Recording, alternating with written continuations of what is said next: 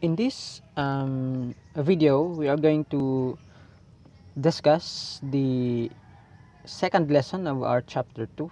So chapter 2 again talks about some properties of quadratic equation, okay, with respect to its roots. Okay, so lesson 2 talks about the sum and product of roots of quadratic equation. So this simply tells us that how do we find the if we solve the quadratic equation, we add the roots, that's the sum of roots. We multiply the two roots, that's the product of the roots. Okay, but this lesson also tells us that we don't need to solve the quadratic equation just to get the sum and product of roots. So there is certain kind of relationship between the roots and the coefficients of the quadratic equation. Okay, when I say coefficients, the values of a, b, and c. So this is part 1 of lesson 2.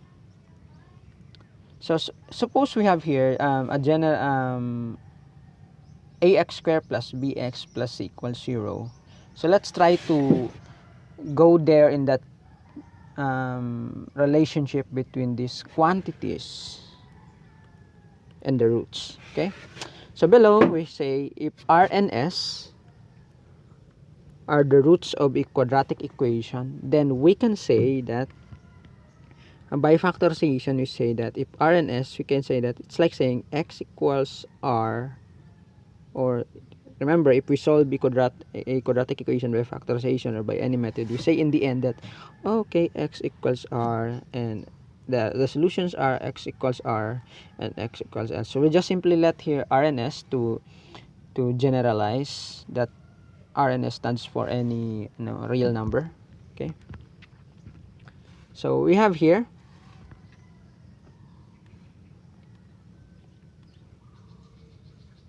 so so it's like saying if we solve a quadratic equation, say that say like this, she'll get x plus 6 x plus 1 equals 0. So your x is negative 6 or x equals negative 1. So what I'm trying to do is we're just going to try to work backward and look for that equation. So if we had the roots, then we turn it into factors. So we can say here x minus r times x minus s, that is equals to 0, and that gives us x squared minus rx minus sx plus rs equals 0. So notice that here we can factor the negative x. So in turn, this equation goes x squared minus x r plus s plus rs equals 0. So what does it mean? Okay, we're trying to compare this one with this. Okay, so remember, r and s are the roots. If we're going to say r plus s, that is sum of roots because r and s are roots. Okay, so if you have r and plus s, that is sum of roots. Rs meaning product of roots. So as you can see, this is actually that one. This is actually that one. Okay, so meaning if we're going to compare this with this equation, we'll get let's take a look first. Ax squared plus bx plus c equals 0. So a while ago we have here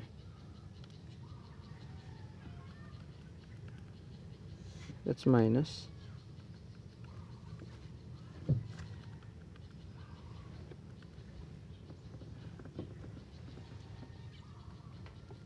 okay, we derive this by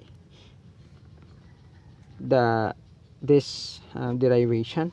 So what we're trying to do is look at this. We can divide this by a, so in turn we will have x squared plus b over ax plus c over a equals 0. They are just technically the same. Okay, so meaning this one, to get the, remember that r plus s is the sum of roots, we simply take this one, b over a, and suppose that is negative b over a. If we want to get the product of the roots of a quadratic equation, that's simply c over a, meaning just the quotient of the c and the a.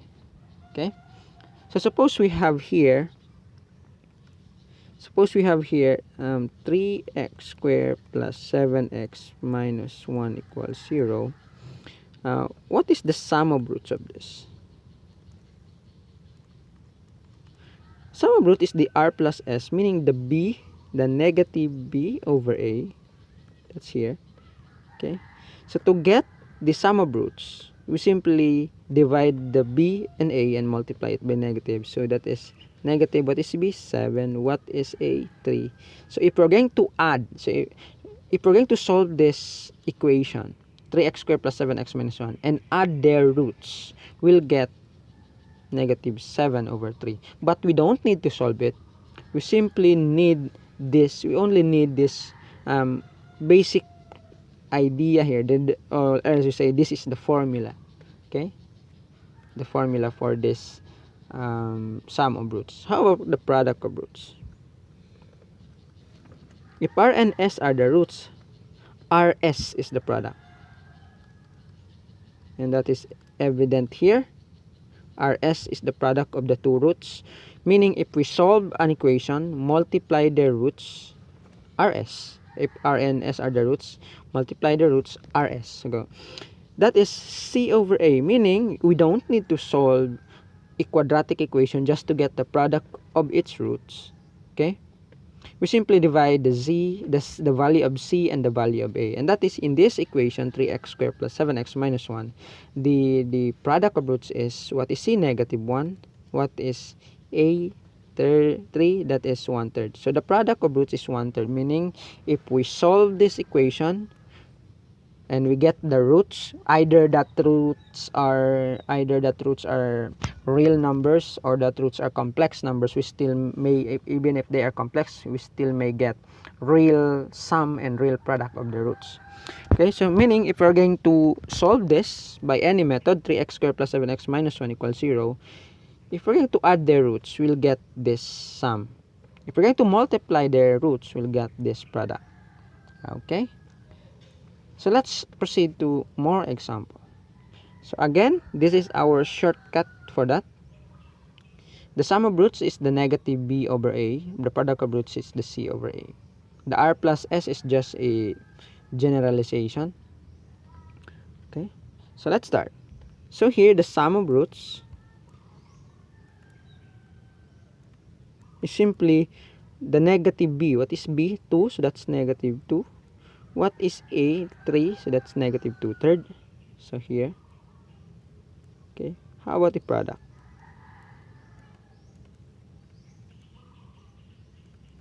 Okay, the product is, what is c? Negative 5. What is a? 3. That is, no need to write them and express them in decimal form. How about number 2? So sum of roots is simply b over a. What's the b? Negative of the negative of the b. So b is negative 1, so that's going to be positive 1 after. And a is 5, so we have simply 1/5 as our sum of roots. Okay, the product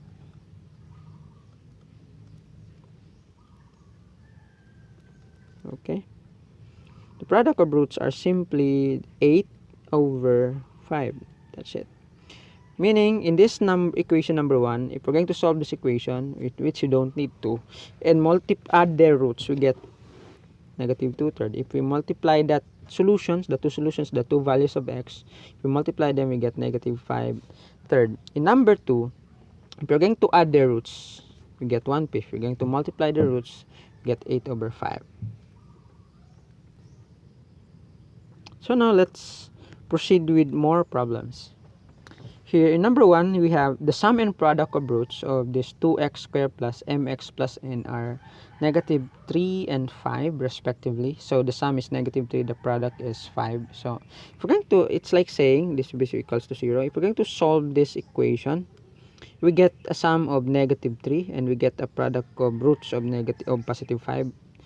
What are the values of 5, of m, and of n in this case? Okay, so how do we do that? So solving for m, look at m, that is actually b. So what's that b? In our sum and product of roots, the one that involves b is um,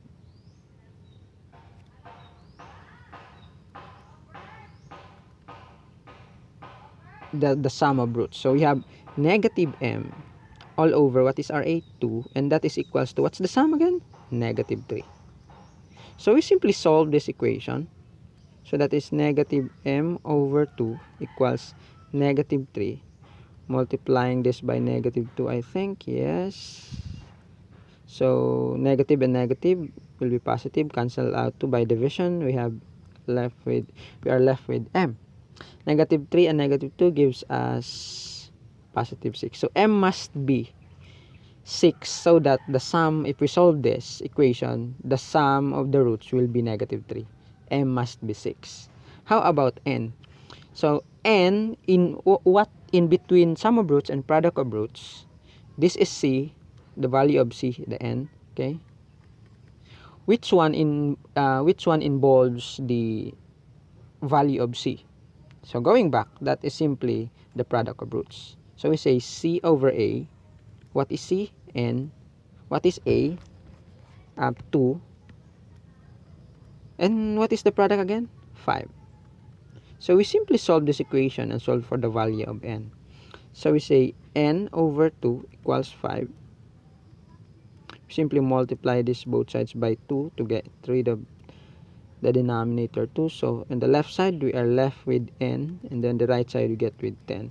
Okay, meaning if we rewrite this equation substituting the value of m and n, we'll have 2x squared plus 6x plus 10 equals 0. So if we're going to solve this equation, we get a sum of the roots of 6. If we're going to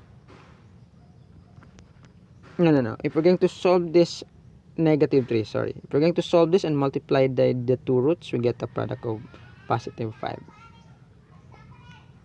Number 2, it's the same with number 1, but there's a little bit of complication. Okay, so our sum is 4 and our product is negative 2. So what is the b? So let's go first with sum of roots, and that is negative b over a. And in this case, our b is actually the coefficient of x. That's p minus 2 all over, what is a? 2. And what is the sum? That's positive 4. So we will equate this into positive 4. This is the thing that we're going to solve. So that's p minus 2 all over 2 equals 4. Multiplying this by 2. Multiplying this by 2, we'll get p minus 2 equals 8. Then plus 2 on both sides, we have p equals 10. Okay. The product of roots, it says, what is the formula for product of roots? That's c over a. In this case, what is our c? Our c, since q is a real number, if we're going to add it plus 3, that's just a it's like thinking that is just a single number. Okay, that is just a single number. So that is q plus 3 all over a. What is a? 2. And that is must be equals to negative 2 here, because that's the product. Okay, so this is the part where we're going to solve for q. So we have q plus 3 all over 2 equals negative 2. Multiply both sides by 2. Multiply both sides by 2. Then this becomes no more. Then that's q plus 3 equals negative 4. Subtracting 3 both sides. Subtracting 3 both sides. Q must be negative 7. Okay. That's it.